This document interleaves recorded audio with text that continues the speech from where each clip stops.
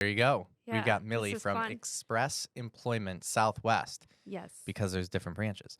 So I wanted to have you in here because I wanted to chat a little bit about what it is you do and how you're helping businesses, and we'll get into all of that. But before we turned all the cameras on and everything, you were kind of talking about how you're starting to recognize the differences in terms of sales when you've got like revenue accounts where it's clients that are already doing business, and then the trials and tribulations of finding new clients and new business.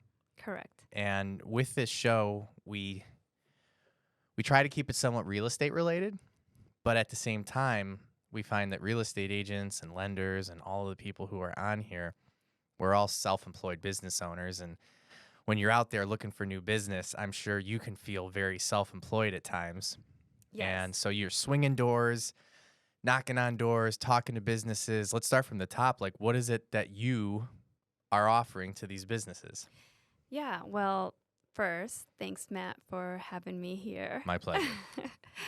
Yeah. So my role is Director of Business Development. Mhm. And essentially, what that means is generating new leads and establishing new relationships with the Southwest Austin territory. So I know that this is a real estate podcast, but I do encounter a lot of lenders, a lot of title companies, and a lot of mortgage. So I am familiar, or I should say, I am becoming familiar with that whole industry that you're talking about. Right, because what you're doing is staffing. I mean, ultimately, you're taking businesses who need to find employees to fill positions, and instead of having an HR basically develop, or excuse me, an HR branch at your company, you can Mhm. contact Express and get in contact with you, and you guys are going out and trying to find good candidates that are going to be a good fit. Yeah, correct. So, as much as obviously we would love to work with everyone and with every company, you always have an ideal client. Hmm. Um, but ultimately, we want to work with people that we're a great match. So, you can call it as in my job is to kind of date you. Right. In a way. Court. Yeah, court. Right. Yes, yes.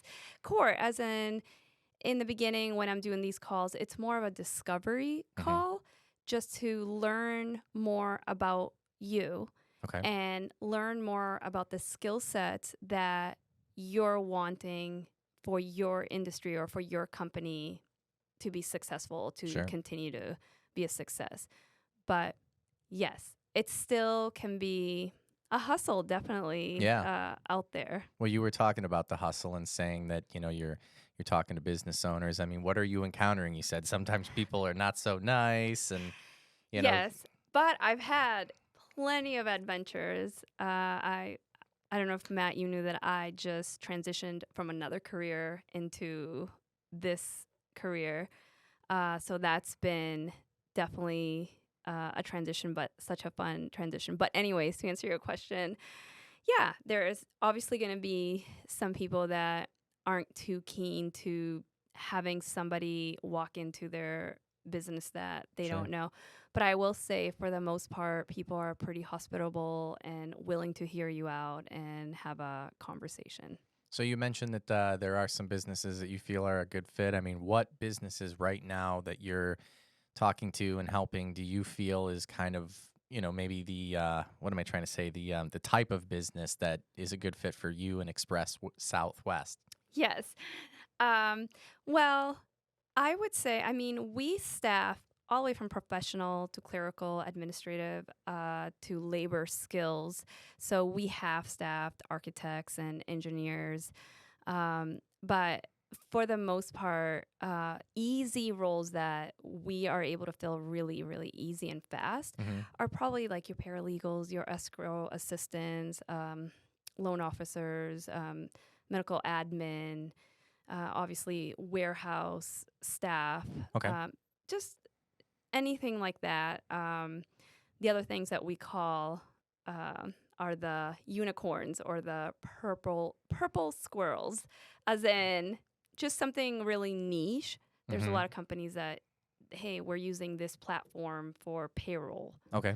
and that would be a niche. It doesn't say that we're not up for the challenge, but Hmm. it's like, okay, we're going to need a lot of information for us to really find that specific candidate. Sure. And it's just maybe it's going to take a little bit longer than our usual general staffing. Well, this should be good because a lot of the businesses you mentioned, I mean, we've had some of them on this podcast here, so I'm sure it's going to be a week or two, but they'll get to see this stuff, and hopefully they reach out to you when they need additional staffing. But what seems to be the biggest pain point that you're running into right now when you're out prospecting and doing all that kind of stuff? In regards of what companies are looking for? Well, no, for you, I mean, like I said, we were chatting before we Oh, turned yeah. everything on, and I'm like, stop, I want to do this on camera and everything. So, what seems to be the big pain point outside of just a general no, right? Okay, so I'm trying to be transparent, but also keeping it really Professional, professional sure, because we're all professional. Yes. right? Um, I would say for me, as part of my role is outside Mm-hmm. sales. Um, okay, a practical one that I just started is like lunch. Where do I eat lunch?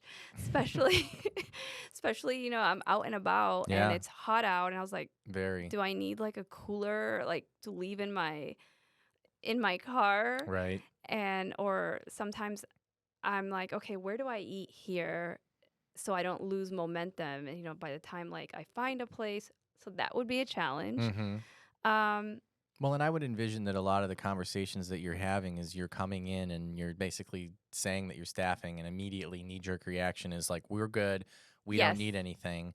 But when in reality, I would envision that all you're really looking to do is just say, hey, we're here if you need us. I just want to, drop something off or whatever. I mean, you're not really counting on like getting a sale the very No, first time that you get into no, a company, right? no, absolutely. No, I mean, I'd love to hear from other staffing or other companies that happens. No, it's really a discovery call. Sure. It's really like, hey, we work with this territory, Mm-hmm.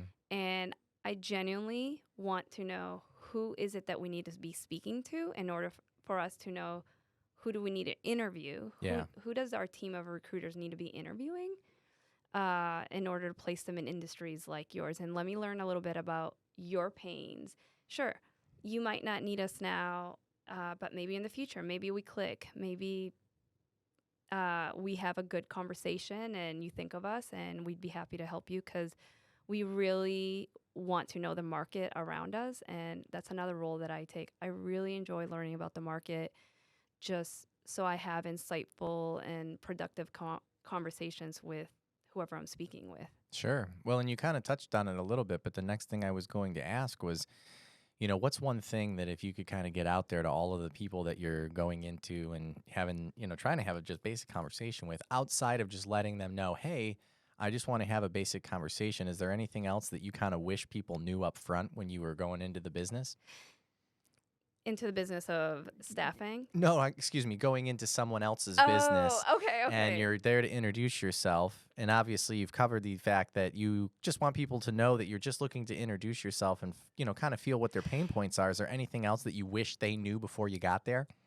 Um, well, I mean, I feel like it's a little bit tricky. I mean, that's part of being in outside sales, but I certainly don't want to take up their time at all. Right. Like that is not my intention. I think we're all in business. We're all Hmm. just trying to see, well, who's our ideal customer? Who can we do business with? Who can we partner with? And like I said, we're not here to just partner with anyone, Yeah. and we just want to qualify you and move on from there. And also, you never know, it could just turn into a networking relationship. Sure. And it really is truly about knowing your community. And yeah, like, yes, us hoping to work with you and letting you know that Express Employment has been around corporately for 54 years, and we do have a structure and we do get trained. So I'm not sure how the other staffing companies work, but Hmm.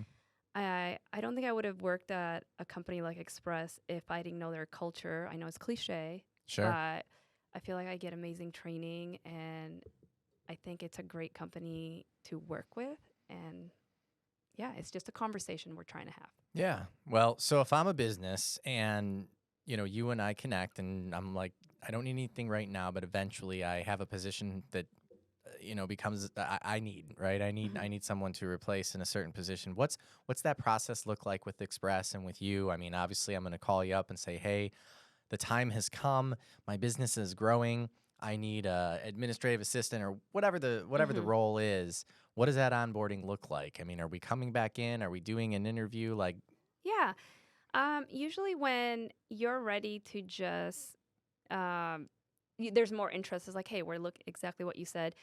I will come and have a personal visit to your business mhm, and just learn more about your business and about the job role that you're trying to fill. okay, So basically, it's like I qualify you, and then I tell you, okay, I'm gonna send you some documents.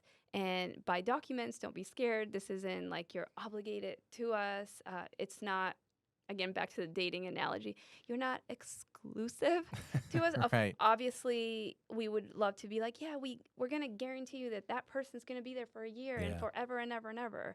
Like anybody, any staffing company that tells you that, I don't think they're being honest and realistic. hmm, There's turnover. That is the reality. yeah, You take a risk with everything, but we do have integrity. We're like, we are going to do our best. But that would be the process. And then I would give that information to our recruiters. The recruiters would come again to your place of work just to really see what environment we're going to be placing a candidate. yeah, Like, are we working in a room with no windows? Is right. that going to affect their productivity? Um, and then is your environment safe for them to work there?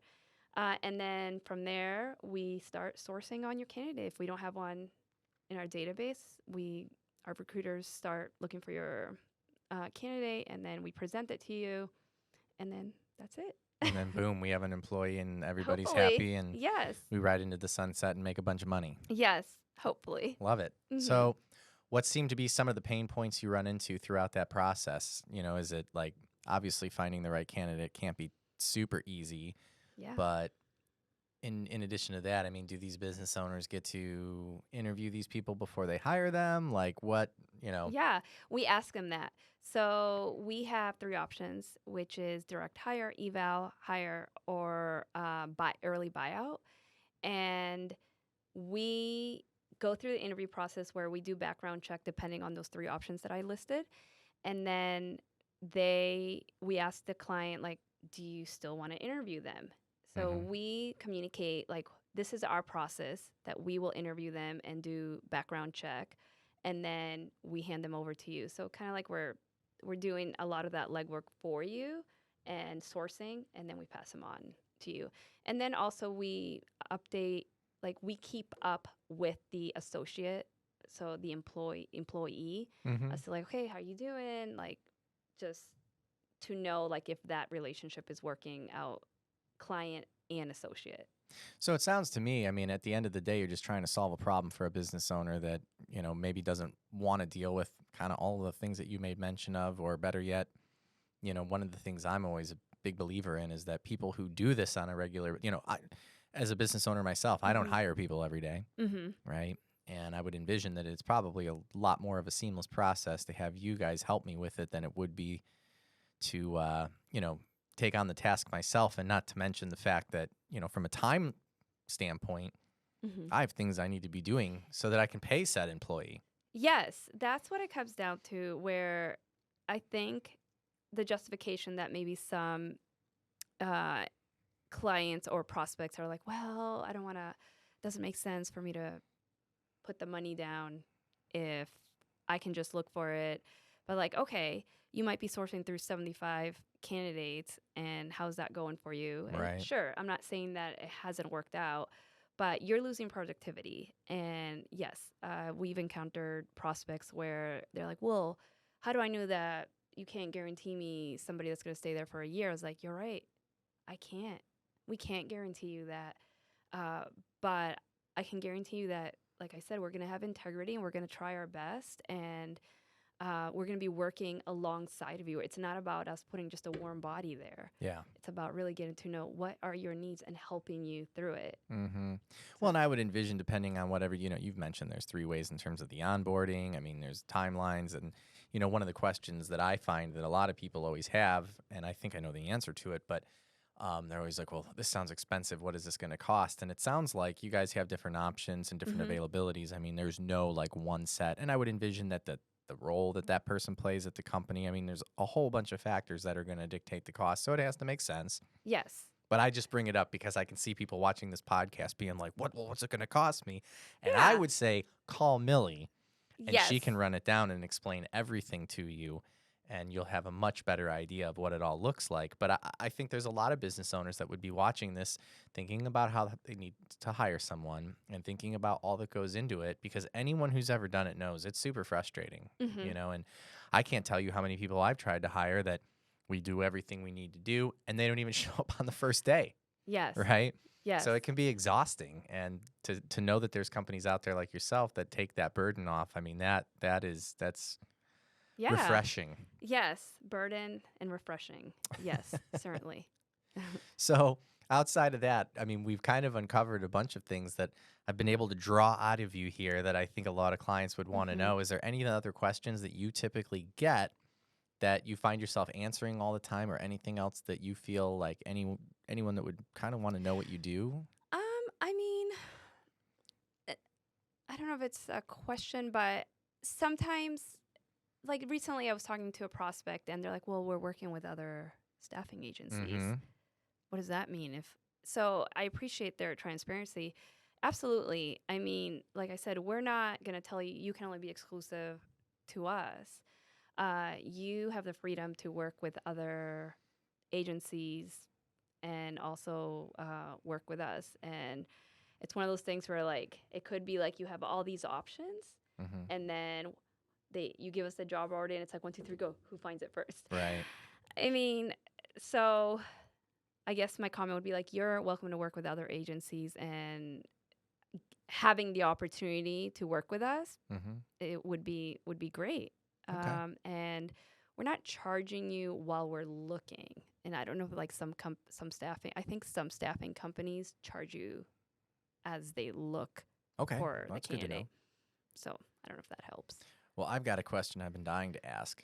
So, from the very beginning, when we talked about you doing kind of some of the cold call stuff, some of the door swinging or the door knocking, as you Mm-hmm. put it, can you tell me anything that has happened over maybe the last couple of weeks where you kind of turned a no into a yes, and like what you did or said or brought or whatever that made that happen? So I have a fun story. Maybe it's relevant. Recently, I was touring uh, some prospects that we've been wanting to work with, and I happened to run into somebody that asked me, "Ma'am, can I help you?" Mm-hmm. So I'm like, "Yes." Right. So it's like I need to go in here, and anyways, long story short, they gave me where I needed to go. I was like, I need to talk to your hiring manager. Mm-hmm. And they were able to give me all these directions, but it went, I was like, I don't, all I heard was right, take a right. Uh-huh. So they were able to lead me into this really obscure place that I would have never found. And I'm thinking they were going to be like, okay, there's a building. I don't know, find it yourself. Right.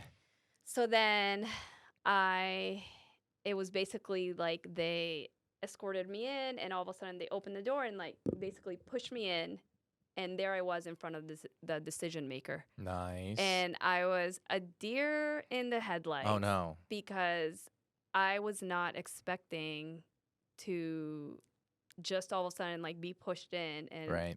in a small room. Was he expecting you to be there? No, Oh, not at there you all. go. Luckily, I had a gift. I knew that they liked golf, Nice. and I was able to break the ice. And just because I had been trying to get a hold of him over the phone, and that rarely works. Mm-hmm. And emails are so impersonal. Yeah. So I was able to just say like, "Hey, I'm just here to just have a conversation," and they're like, "All right, send me your rates." Wow. So let me unpack this. You do your research on the client. You Mhm. find out what they're into. You Mhm. actually physically go to the location. And then instead of going straight to like a gatekeeper or anything like that, you end up finding like a security guard who tells you where you need to be and gets you right in front of the decision maker. Well, Matt, I don't know if I want to reveal all my tricks. I think it's great.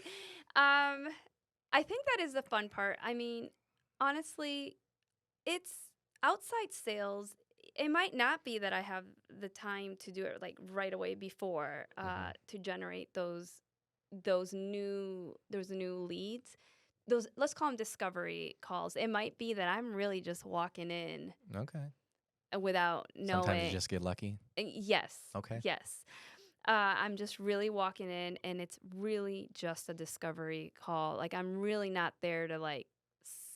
I know, I know it sounds contradictory, but I'm really just, since I don't know what you're about. It's really like if I walked into your company, like, Sure. hey, what are you guys like? What are you guys about? I'm just trying to see what skill sets you all are looking for, so we know that we're speaking to the right people. Yeah. Well, for the record, I mean, you did just walk into my office. I mean, I did not know who you were when we That's met. true. That's true. So there's that. I mean, Yes. congratulations. Now you're on a podcast. Yeah, so there you go. You sometimes you land on fun opportunities and networking, and you gain a new friend. Yeah. And that's what I love about my job and working at Express Employment Southwest. So from the time that you started until now, what is like some of the things that you feel like, not that you've learned, but that you're doing differently now because maybe you've made some mistakes along the way? Oh, I don't make mistakes. No, Okay. no. I think it's confidence. Okay. Um, with outside sales, you're gonna get knocked down. Actually, in sales in general, Yeah. you're gonna have bad days, and you can't let one bad day or one bad conversation color your whole experience or your whole work experience, because it's tempting to think about that. So how Uh, do you do it? I just know that I look at I look at the positives, like the great conversations and how far I've come along, and that it is a great service. Um, Staffing and recruiting, especially now in the job market, I know things have shifted in Hmm. the last couple years, and helping somebody with their business pains, I love it. Coming from a teaching background, I Hmm. was helping students there, and now I am being educated in the Austin market and helping businesses just continue to be successful. So those are the things that keep me being confident and knowing that I'm just talking to another human being. Yeah. Like, to not be intimidated. Well, I Uh, love it because one of the things we talk about on this podcast a lot is confidence because there are people that come on this and there's no one in this room but you and I. mm-hmm, And there's people that act like they're about to get up and speak in front of like 1,000 people. mm-hmm. And even if something, crazy, you lost your train of thought or anything like that, we're just going to edit it, right? Yeah. So, talking about confidence is something that we chat about a lot. Yes. And so I love that you mentioned that because that is a question I do ask a lot of people, like, how do you maintain your confidence? And it's interesting because some people are like, I'm really nervous right now, but Mm-hmm. they seem extremely Yeah. confident. So you stay confident by Mm-hmm. staying positive. I would say yes, and it's my job. Have you always been like that? No. I mean, I used to be a runner. Okay. I was a Division 1 athlete. Uh, that's how I got into college. Uh huh.